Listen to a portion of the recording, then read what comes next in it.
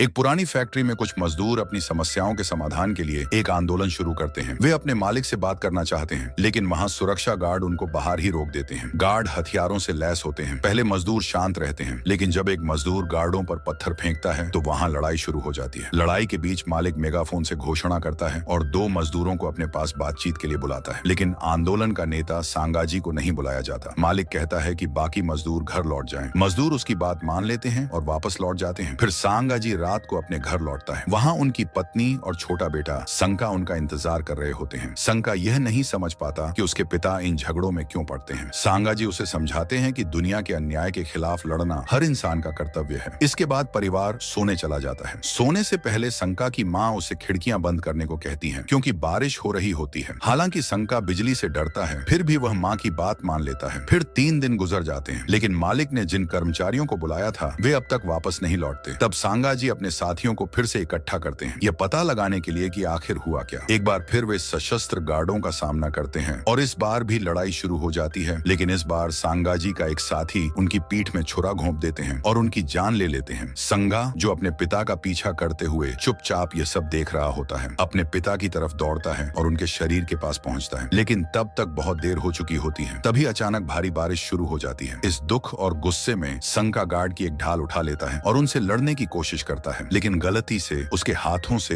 एक विद्युत आवेश निकलता है जो चारों ओर मौजूद सभी को प्रभावित करता है। इस भारी शक्ति से संका और बाकी लोग पीछे गिर जाते हैं। इस घटना के बाद 1 साल बीत जाता है। संका और उसकी मां को गुजारा करने के लिए काफी मुश्किलों का सामना करना पड़ता है। उन्हें दूसरे शहर में नौकरी का प्रस्ताव मिलता है, इसीलिए उसकी मां एक दिन के लिए बाहर जाती है, लेकिन 1 हफ्ता बीत जाता है और वह वापस नहीं आती। संका भूखा और अकेला खुद का ख्याल रखने की कोशिश करता है। उसे अपनी सबसे बड़ी डरावनी चीज यानी बारिश और बिजली का सामना करना पड़ता है। फिर कई और दिन गुजर जाते हैं, तब उसे यकीन हो जाता है कि उसकी माँ उसे छोड़कर चली गई है। वह अपना घर छोड़ देता है। एक सुबह वह अपनी किस्मत आजमाने के लिए सड़कों पर निकल पड़ता है, लेकिन गली के लड़कों का एक गिरोह उसका पीछा करता है और वे उसे एक गली में घेर लेते हैं। संका खुद को बचाने की कोशिश करता है, लेकिन गिरोह के 5 लड़के मिलकर उसे बुरी तरह पीटते हैं। वे उसका कान काट देते हैं और लकड़ी के लट्ठों से उसे मारने की तैयारी करते हैं। तभी सौभाग्य से उसी समय अवांग नाम का एक और लड़का वहां आता है और संका की मदद करता है। अवांग अपने मार्शल आर्ट के कौशल से उन 5 लड़कों को एक ही झटके में हरा देता है। लड़ाई खत्म होने के बाद अवांग संका को ट्रेन स्टेशन में अपने ठिकाने पर ले जाता है। वह उसे खाना खिलाता है और फैसला करता है कि वह संका को लड़ना सिखाएगा ताकि वह खुद का बचाव कर सके। प्रशिक्षण शुरू होता है और संका एक अच्छा और तेज सीखने वाला मार्शल आर्ट लड़का साबित होता है, लेकिन एक ब्रेक के दौरान फिर से बारिश शुरू हो जाती है। बारिश देखकर संका डर जाता है और भागकर एक वैगन के अंदर छिप जाता है। अवांग उसे देखकर पूछता है कि वह बारिश से इतना क्यों डरता है। संका जवाब देता है कि उसे ऐसा लगता है जैसे बिजली हमेशा उसकी ओर आकर्षित हो रही है। यह सुनकर अवांग उसे दक्षिण पूर्व की ओर जाने वाली ट्रेन में अपने साथ चलने का प्रस्ताव देता है, जहां वे दोनों एक बेहतर जीवन शुरू कर सकते हैं। संका इस प्रस्ताव को स्वीकार कर लेता है। रात में दोनों तेजी से जा रही ट्रेन के पीछे दौड़ते हैं। अवांग एक डिब्बे तक पहुंचने में सफल हो जाता है और संका को अपनी तरफ खींचने के लिए हाथ बढ़ाता है, लेकिन संका पूरी कोशिश करने के बावजूद पीछे रह जाता है। अवांग उसे अंतिम सबक देते हुए कहता है कि जो उसने अब तक सीखा है उसका इस्तेमाल करके खुद को जिंदा रखे और किसी पर भी भरोसा न करे। यह कहकर वह ट्रेन में चला जाता है। संका इस सलाह को अपने जीवन का हिस्सा बनाने का फैसला करता है। अगले दिन वह एक बंदरगाह पर काम की तलाश में जाता है ताकि वह अपनी जीविका चला सके। जब वह लाइन में खड़ा होता है, एक गली का बच्चा उसे धक्का देकर उसकी जगह ले लेता है, लेकिन इस बार संका चुप नहीं रहता। वह तेजी से घूमते हुए एक किक मारता है और अपनी जगह वापस ले लेता है। हालांकि लड़का अपने गिरोह के बाकी सदस्यों को बुला लेता है और वे सभी संका के पीछे भागते हैं। भागते भागते संका एक कार में बैठे एक जोड़े से मिलता है। वे उसे अपनी कार में बिठा लेते हैं और उसकी देखभाल करने और उसे एक बेहतर जीवन देने का वादा करते हैं। लेकिन तभी संका को अवांग की दी हुई सलाह याद आती है कि किसी पर भरोसा मत करो। वह तुरंत कार से बाहर कूदता है और सड़क पर भाग जाता है। कई साल बीत जाते हैं। अब संका बड़ा हो चुका है और एक वयस्क के रूप में अखबार के लिए इलेक्ट्रॉनिक्स और सुरक्षा तकनीशियन का काम करता है। उसका शहर अपराध और बर्बरता से भरा हुआ है, लेकिन संका इन सब में हस्तक्षेप नहीं करता। वह शांत और एकांत जीवन जीना पसंद करता है। इस बीच शहर में कुछ लोग अपराध के खिलाफ लड़ने की कोशिश कर रहे हैं। एक दिन संका एक विधायक द्वारा आयोजित रात्रि भोज में जाता है। वहाँ वह पेनोर से मिलता है, जो संगठित अपराध का प्रमुख है और लगभग पूरे शहर पर नियंत्रण रखता है। इसकी कहानी भी दर्द भरी है। संका की तरह ही पेनोर के पिता की भी अन्यायपूर्ण तरीके से हत्या कर दी गई थी। अपराधियों ने उसके घर में आग लगा दी थी, लेकिन पेनोर इस घटना में बच गया था। फिर भी उसका चेहरा जल गया। उसके चाचा ने उसे अनाथालय में छोड़ दिया ताकि वह अपनी पारिवारिक संपत्ति तक कभी न पहुंच सके। अनाथालय में पेनोर और अन्य अन्य बच्चों के साथ बहुत बुरा व्यवहार किया गया, लेकिन पेनोर ने अपनी बुद्धि का इस्तेमाल करते हुए अपने साथियों को एकजुट किया और विद्रोह खड़ा कर दिया। उसने अनाथालय के क्रूर मालिकों को खत्म कर दिया और जल्द ही देश के सभी अनाथों को अपने सहयोगियों के रूप में संगठित किया। इसके बाद वह अपराध की दुनिया में तेजी से उभर कर सामने आया। विधायकों के रात्रि भोज में पेनोर भी नवनिर्वाचित राजनेता दुर्गा उतामा से मिलने पहुंचता है, लेकिन दुर्गा उसे पहचान लेता है और यह कहते हुए उसे अस्वीकार कर देता है कि वह जानता है कि पेनोर असल में कौन है। जब दुर्गा अपने परिवार के साथ घर लौट रहा होता है तो गलियारे में उसे महसूस होता है कि कोई उसे देख रहा है। वह मामले की जांच करने का फैसला करता है। तभी एक रहस्यमय व्यक्ति उसके सामने आता है जो अग्नि जादू का उपयोग करता है और दुर्गा को बेहोश कर देता है। कुछ मिनट बाद दुर्गा जागता है और खुद को एक अनजान इमारत में पाता है। वह एक कुर्सी से बंधा हुआ होता है और उसकी पत्नी और बच्चे भी रस्सियों से बंधे हुए होते हैं। तभी अचानक पेनोर वहां प्रकट होता है और दुर्गा से कहता है कि उसके अपमानजनक रवैये के कारण वह उसे एक उदाहरण बनाने जा रहा है। दुर्गा अपने परिवार को छोड़ देने की भीख मांगता है, लेकिन पेनोर उसकी बात नहीं सुनता। इसके बजाय वह रस्सियों में आग लगाना शुरू कर देता है। जब रस्सियां जलकर टूट जाती हैं, तो दुर्गा का परिवार इमारत से नीचे गिरा दिया जाता है। अपने परिवार को बचाने की कोशिश में दुर्गा खुद भी रस्सी को पकड़ने के लिए नीचे कूद जाता है, लेकिन वह भी गिर जाता है और अपने प्रियजनों के साथ इस दुनिया से चला जाता है। दूसरी ओर संका अपने बिस्तर में जागता है। उसे पास वाले अपार्टमेंट में किसी आदमी की आवाज सुनाई देती है जो जबरन अंदर घुसने की कोशिश कर रहा होता है, लेकिन संका दूसरों की समस्याओं में उलझना पसंद नहीं करता और उसे अनदेखा कर देता है। वह दिन के अंत में काम पर जाने की तैयारी करता है। काम पर संका अपने एक दोस्त से बात करता है जो शहर की हिंसा से तंग आकर उसे छोड़ने की योजना बना रहा है। बात करते समय अचानक एक आदमी अखबार के गेट की ओर भागता हुआ आता है। वह मदद की गुहार लगाता है क्योंकि गुंडों का एक गिरोह उसका पीछा कर रहा है और उसे मारने की कोशिश कर रहा है। संका और उसका दोस्त शुरू में उसकी मदद करने से मना कर देते हैं, लेकिन तभी उनका सहयोगी अवांग दरवाजा खोलता है और लड़के को अंदर ले जाता है। जाने से पहले अवांग वादा करता है कि वह उसे सुरक्षित रूप से पुलिस स्टेशन तक पहुंचा देगा। फिर अवांग उसे कहता है, यह शहर कभी नहीं बदलेगा अगर तुम्हारे जैसे लोग दूसरों की परवाह नहीं करेंगे। इस बात से संका के मन में सवाल उठने लगते हैं और उसे अपने व्यवहार पर पछतावा होने लगता है। अगली सुबह संका देखता है कि वही उपद्रवी लोग एक बार फिर अपार्टमेंट में घुसने की कोशिश कर रहे हैं। इस बार वे दरवाजे के अंदर घुसने में कामयाब हो जाते हैं और वूलन नाम की एक युवती को ढूंढ निकालते हैं जो अपने छोटे भाई टेडी के साथ रहती है। डाकू उन दोनों को जान से मारने की धमकी देते हैं। युवती और उसके भाई को खतरे में देखकर संका अंततः हस्तक्षेप करने का फैसला करता है। वह डाकुओं पर घूंसे और लातों से हमला कर देता है। हालांकि अपराधियों को यह बिल्कुल पसंद नहीं आता। वे चाकुओं से लैस होकर उस पर हमला करने की कोशिश करते हैं, लेकिन इस बार संका मार्शल आर्ट में सीखी हुई अपनी सभी तकनीकों का इस्तेमाल करता है और उनकी हर चाल का जवाब देता है। फिर वह दूसरे अपराधी से सीधे टकराव के लिए आगे बढ़ता है। जब वह दूसरे अपराधी के साथ संघर्ष करता है तो वह अपराधी उठकर पीछे से संका पर हमला करने के लिए तैयार हो जाता है, लेकिन संका के लिए यह एक आश्चर्य की बात होती है क्योंकि जैसे ही वह अपराधी संका की ओर छलांग लगाता है, वूलन उसे उसकी शर्ट से खींचकर मेज पर गिरा देती है। संका इस मौके का फायदा उठाता है और दूसरे डाकू को अपने साथी से नीचे गिरा देता है। फिर वह दोनों को वहां से जाने के लिए कहता है।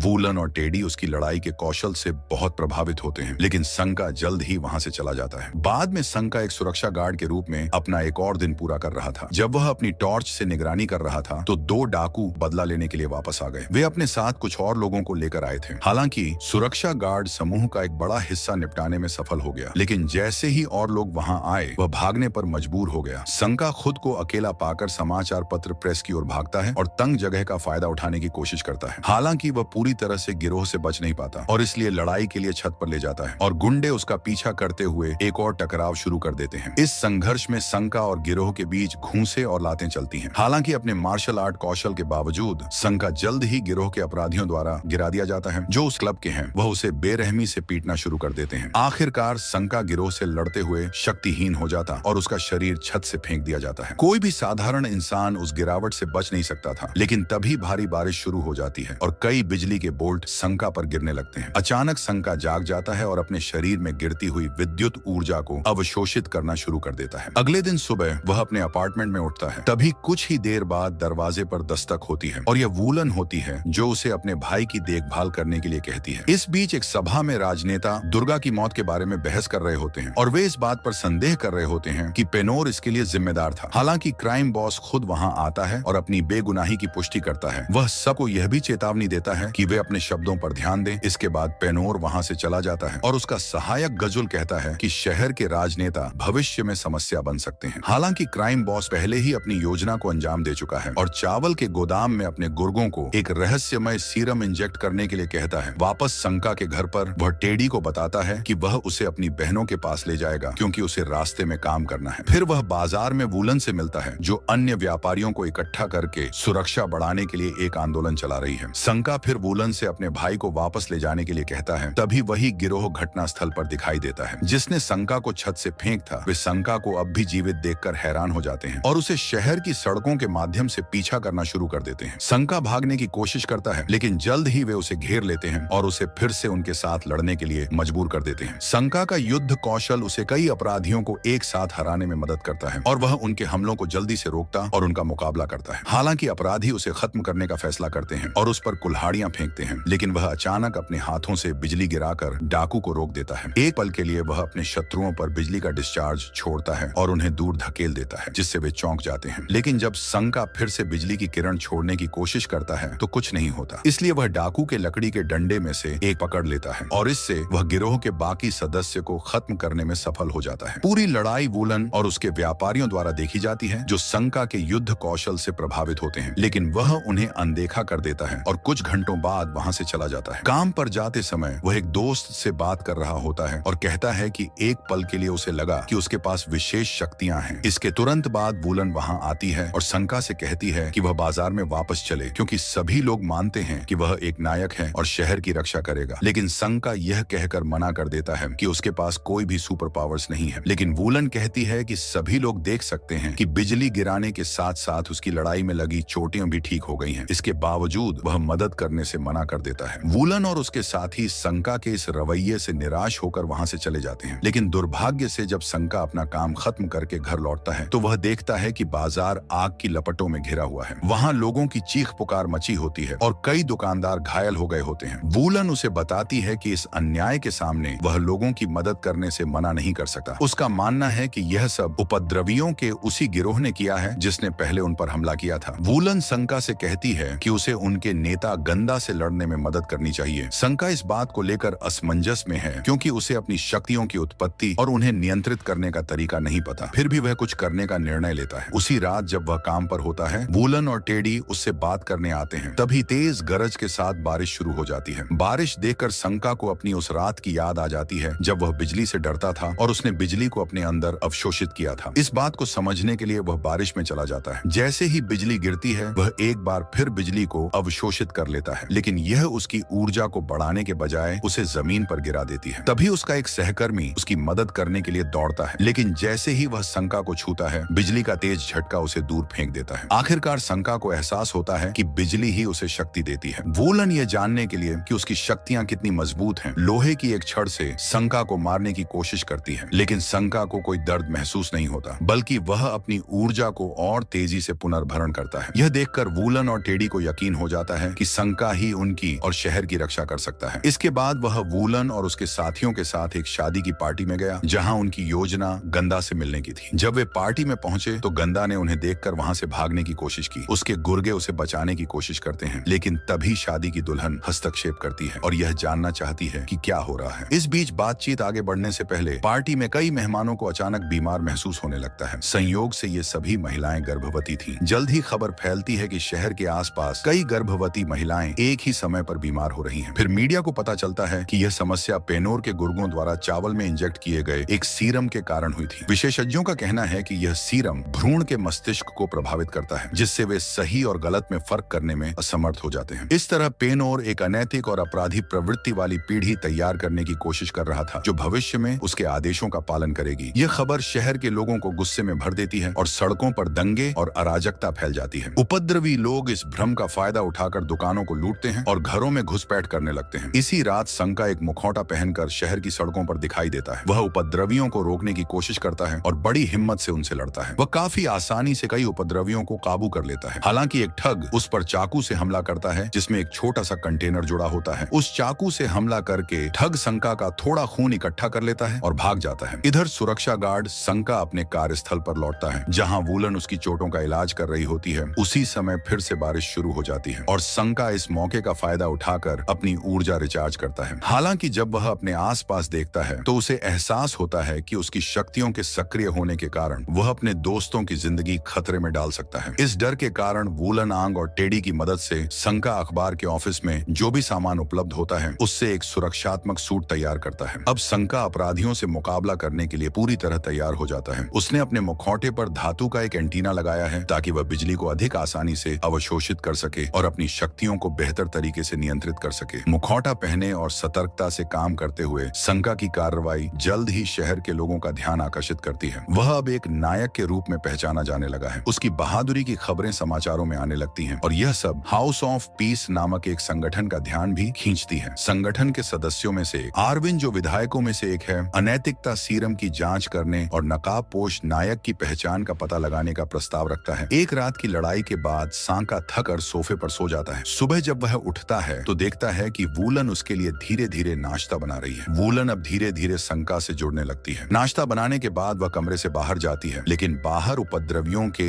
एक समूह का सामना करती है। संका यह देखकर तुरंत वूलन की मदद के लिए दौड़ता है, लेकिन वह समूह कहता है कि वे लड़ने नहीं आए हैं, वे यह बताने आए हैं कि बाजार में आग लगाने वाले वे नहीं थे। वे कहते हैं कि यह एआई सुलान था, जो एक प्रसिद्ध वायलिन वादक है। उनका दावा है कि उन्होंने उसे उसी रात बाजार में देखा था और वही इस घटना के लिए जिम्मेदार हो सकता है। यह सुनने के बाद संका थिएटर जाता है, जहां वायलिन वादक उस शाम प्रदर्शन करने वाला है। शो के बाद संगीतकार पिछले दरवाजे से बाहर निकलता है, लेकिन तभी नकाबपोश नायक उसके सामने आता है। संका उससे पूछता है कि उसने बाजार में आग क्यों लगाई। जवाब में वायलिन वादक वायलिन स्टैंड के अंदर से एक ब्लेड निकालता है और संका पर हमला करता है। हालांकि संका अपनी अलौकिक सहन शक्ति के कारण सुरक्षित रहता है। इसके बाद उनके बीच एक गहन लड़ाई शुरू हो जाती है। संका अपने मार्शल आर्ट कौशल के कारण जल्दी ही लड़ाई में बढ़त हासिल कर लेता है। लड़ाई के दौरान वह वायलिन वादक की छाती पर एक अजीब निशान देखता है। यह देखकर कि वह संका से मुकाबला नहीं कर सकता है, वायलिन वादक सड़क पर भागने लगता है, लेकिन भागते समय वह एक तेज रफ्तार कार को अपनी ओर आते हुए नहीं देखता और कार से टकराकर बुरी तरह कुचल जाता है। अगले दिन पेनोर को वायलिन वादक की मौत की खबर मिलती है। वह जानता है कि वायलिन वादक उसके संगठन के सबसे वफादार लोगों में से था और अनाथों द्वारा गठित उसकी लीग का सदस्य था। इसलिए पेनोर संका से बदला लेने की योजना बनाता है, जिसने उसके सहयोगी को खत्म कर दिया और साथ ही वह शांति के घर के सभी सदस्यों से भी बदला लेना चाहता है। इसके लिए पेनोर लीग के अन्य 9 अनाथों को बुलाता है। इन अनाथों को उनके अनोखे नामों से जाना जाता है, जैसे कि चिकित्सक, नर्स, लोहार, चित्रकार, छात्र, रसोईया, मॉडल और मूर्तिकार। सभी अनाथ पेनोर के आह्वान पर ध्यान देते हैं और एक एक करके गुप्त संगठन के राजनेताओं और पत्रकारों को खत्म करना शुरू कर देते हैं। अनाथों में से एक नर्तक, जो अपने सिर के पीछे एक मुखौटा पहनता है, रविन पर उसकी कार से हमला करता है। रविन के सुरक्षा गार्ड पूरी कोशिश करते हैं, लेकिन नर्तक उनकी क्षमता से कहीं अधिक शक्तिशाली साबित होता है। एक एक करके सुरक्षा गार्ड खत्म हो जाते हैं और अंततः नर्तक विधायक रविन को खत्म करने के लिए आगे बढ़ता है, जो खुद को बचाने के लिए कार में बंद कर लेता है। नर्तक धीरे धीरे नाचते हुए कार की ओर बढ़ता है और ठीक उसी समय सेना अपनी सुपर हीरो पोशाक में वहां आ जाती है। वह नर्तक को सीधा मुकाबला करने के लिए चुनौती देता है। सेना का कौशल और उसकी चालें नर्तक को इतनी प्रभावित करती हैं कि संघर्ष के दौरान उसका मुखौटा गिर जाता है और आखिर में सेना ने अपनी ताकत से उसे फेंक दिया। यह देखकर कि नायक उसकी सोच से भी ज्यादा शक्तिशाली है, नर्तकी वहां से भाग निकली। बाद में सेना उस मुखौटे की जांच करता है और पाता है कि उस पर वही प्रतीक बना है जो उसने वायलिन वादक की छाती पर देखा था। यह प्रतीक पेनोर लीग का प्रतिनिधित्व करता था। आरविन को जिसे सेना ने बचाया था, वह नायक का धन्यवाद करता है। हालांकि सेना घटना स्थल से चुपचाप निकल जाता है, लेकिन उसका यह वीरतापूर्ण कार्य आरविन को अनैतिकता सीरम के खिलाफ एक मारक तैयार करने के लिए वोट देने के लिए प्रेरित करता है। वोट पास हो जाता है और मारक का उत्पादन शुरू किया जाता है। इसे शहर के सभी निवासियों के बीच वितरित किया जाने लगता है, लेकिन समस्या यह है कि इस मारक का उत्पादन जिस कंपनी ने संभाला है, वह पेनोर की सहायक कंपनी है। असल में यह कंपनी मारक के नाम पर सीरम को और अधिक शक्तिशाली बनाने वाले पदार्थ का उपयोग करने की योजना बना रही है। हालांकि आरविन ने एहतियात के तौर पर मारक का विश्लेषण करने के लिए एक निजी प्रयोगशाला को आदेश दिया था। जांच के बाद पेनोर की योजना का भंडाफोड़ हो जाता है। आरविन तुरंत अपने सहायक को टीकाकरण केंद्रों को सूचना देने और नकाबपोश नायक का पता लगाने का निर्देश देता है। पेनोर के लोगों को संका की गुप्त पहचान का पता चल जाता है और वह उसे उसके काम की जगह का फोन नंबर भेजता है। आरविन उस जगह पर कॉल करता है और संका से बात करने में कामयाब हो जाता है। वह उसे पेनोर की बुरी योजना के बारे में आगाह करता है। संका अब नकाबपोश नायक के रूप में पेनोर को रोकने का फैसला करता है, लेकिन इसके पहले कि वह कोई कदम उठा सके, पेनोर खुद उसकी गुप्त पहचान को उजागर कर देता है और अखबार में उसकी असली पहचान छपवाता है, जिसे देख संका उन्हें खुली चुनौती देता है। बिना अपनी शक्तियों का सहारा लिए वह सबसे पहले मॉडल और शेफ का सामना करता है। नायक दोनों से एक साथ लड़ता है और कुछ संघर्ष के बाद मॉडल को एक गहरे गड्ढे में गिराने में कामयाब हो जाता है। लेकिन तभी मूर्तिकार अपने चिमटी और हथौड़े के साथ और चित्रकार जो अपनी ताकतवर मुट्ठी को हथियार के रूप में इस्तेमाल करता है वहां आ जाते हैं। ये दोनों शंका के लिए उम्मीद से ज्यादा मुश्किल साबित होते हैं, जिससे लड़ाई को जारी रखना उसके लिए कठिन हो जाता है। हालात और भी खराब हो जाते हैं जब छात्र भी लड़ाई में शामिल हो जाता है। वह अपने बैकपैक को एक लचीली लड़ाकू नली की तरह इस्तेमाल करती है। इसके बाद लोहार अपनी 2 लंबी और तेज तलवारों के साथ वहां आता है। वह एक साथ शंका पर हमला करते हैं। वे अपनी लंबी दूरी के हथियारों से उसे काबू में करने की कोशिश करते हैं। सेना अपनी दूरी बनाए रखने का प्रयास करता है, लेकिन तभी लीग के 2 और सदस्य नर्तकी और नर्स उसे घेर लेते हैं। नर्तकी से वह पहले लड़ चुका है और नर्स खंजर को हथियार की तरह इस्तेमाल करती है। इतने सारे दुश्मनों के बीच शंका खुद को थका हुआ और कमजोर महसूस करने लगता है। वह मुश्किल से खड़ा हो पाता है, लेकिन आराम करने का समय नहीं है। वह देखता है कि वूलन, टेडी और आंग को खलनायक पेनोर और उसके अनाथों ने छत पर बंधक बना लिया है। शंका छत पर पहुंचकर अपने दोस्तों को बचाने की मांग करता है, लेकिन पेनोर पर कोई असर नहीं होता। तभी रसोइया बिना हिचकिचाए गंग की पीठ में छुरा घोंप देता है। मरने से पहले गंग शंका से कहता है कि उसकी असली ताकत हमेशा उसके अंदर थी। वह उसे इसे पूरी तरह इस्तेमाल करने के लिए प्रेरित करता है। गंग की मौत और उसके अंतिम शब्द नायक को और अधिक प्रेरित करते हैं। वह अपने शरीर से आसमान से बिजली को अवशोषित करने में सफल होता है और पहले से कहीं ज्यादा शक्तिशाली बन जाता है। अब वह सभी अनाथों का सामना करने के लिए तैयार है। वह एक एक करके सभी को आसानी से हरा देता है, लेकिन जब सम्मोहन चिकित्सक की बार आती है तो वह नायक को अपने जादू से उसे सपनों में सोने के लिए मजबूर करता है। शंका अपने पुराने घर में अपने माता पिता के साथ सोफे पर बैठा हुआ देखता है और वे वादा करते हैं कि वे उसे कभी नहीं छोड़ेंगे, लेकिन शंका जल्दी ही समझ जाता है कि यह सब एक धोखा था। वह खुद को हकीकत में वापस लाता है और लोहार के हमले को रोकने के लिए समय रहते तैयार हो जाता है। फिर वह एक ब्लेड पकड़ता है और अधिक बिजली को बुलाता है, जिससे लोहार की तलवार टूट जाती है और एक ऊर्जा की लहर लोहार और सम्मोहन चिकित्सक को मारकर खत्म कर देती है। ये देखकर कि उसके साथी लगभग सभी खत्म हो चुके हैं, पोर्ड अपनी पीठ में छुरा घोंपने की कोशिश करता है, लेकिन तभी आर्विन छत पर दिखाई देता है और खलनायक को उसके आखिरी क्षणों में गोली मार देता है। पेनोर अपने आखिरी डॉल्फिन को चित्रकार को भेजता है और कहता है कि अनैतिकता सीरम के साथ उसकी योजना पूरी हो जाएगी। हालांकि सेना कहता है कि वह उसे रोक देगा और फिर मारक ले जाने वाली कार को ढूंढने के लिए अपनी मोटरसाइकिल पर निकल पड़ता है। नायक उसे खोजने में सफल हो जाता है और उसे खींचकर कार से बाहर निकालता है, लेकिन चालक एक पिस्तौल निकालकर उसे गोली मार देता है, जिससे वह बाइक से गिर जाता है। दुर्भाग्यवश एक और रहस्यमय नायिका सड़क पर दिखाई देती है और अपने दुपट्टे से कार को रोकने की कोशिश करती है, जिससे वह राजमार्ग पर पलट जाती है। इसके बाद सेना वाहन तक पहुंचता है और एक शक्तिशाली बिजली का बोल्ट बुलाता है, जो न केवल कार में मौजूद एंटीडोट्स को नष्ट कर देता है, बल्कि टीकाकरण केंद्र में मौजूद लोगों को भी नष्ट कर देता है। दिन को उसके द्वारा बचाया गया था, लेकिन 3 महिलाओं को अभी भी एंटीडोट का इंजेक्शन लगाया गया था और उनके बच्चे पेनोर की बुरी योजनाओं के अनुसार पैदा होंगे। उसी समय दूर एक संग्रहालय में गंदा गजुल के पास खड़ा है, जिसके पास अपनी खुद की योजनाएं हैं। गजुल ने खुलासा किया कि संग्रहालय की दीवार पर विलोवाक का शरीर रखा है, जो एक शक्तिशाली प्राचीन योद्धा था। उसने उसे पुनर्जीवित करने की योजना बनाई और गंदा की मदद से दीवार को तोड़कर उसका सिर कटा हुआ शरीर निकाला। गजुल ने उसका खोया हुआ सिर पाया और शंका से एकत्र किए गए रक्त से उसे जोड़कर योद्धा को जीवित कर दिया। तभी विलोवाक पूछता है कि गजुल उसे वापस क्यों लाया है और गजुल कहता है कि योद्धा का पुराना दुश्मन वापस आ गया है। वह अभी भी अपनी असली पहचान नहीं जानता, लेकिन वह दुश्मन गुंडाला ठंडर का योद्धा है। यह महान नायक कोई और नहीं बल्कि शंका है, जो बिजली को अवशोषित करने और नियंत्रित करने की अपनी शक्ति को समझता है। यह जानने पर कि विलोवाक ने गजुल को अपनी सेना इकट्ठा करने का आदेश दिया, क्योंकि अतीत के दुश्मनों के बीच लड़ाई शुरू होने वाली है। कुछ दिनों बाद शंका शहर की छतों पर दिखाई देता है। अब आर्यन की मदद से बनाई गई एक बेहतर वर्दी पहने हुए वह अपने शहर को अपराध से बचाने का वादा करता है, बिना इस संदेह के कि वह जल्द ही विलोवाक के रूप में अपनी सबसे बड़ी चुनौती का सामना करेगा। सौभाग्य से उसे रहस्यमय नायिका की मदद मिलती है, जिसकी असली पहचान श्रेया एसई है। वह दूर से सेना को देखती है और जानती है कि निकट भविष्य में उसे एक शक्तिशाली दुश्मन से लड़ने के लिए खुद को उसके साथ जोड़ना होगा।